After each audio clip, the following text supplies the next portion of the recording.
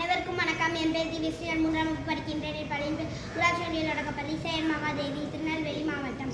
நலமுடன் வாழ 10 கட்டளைகள்.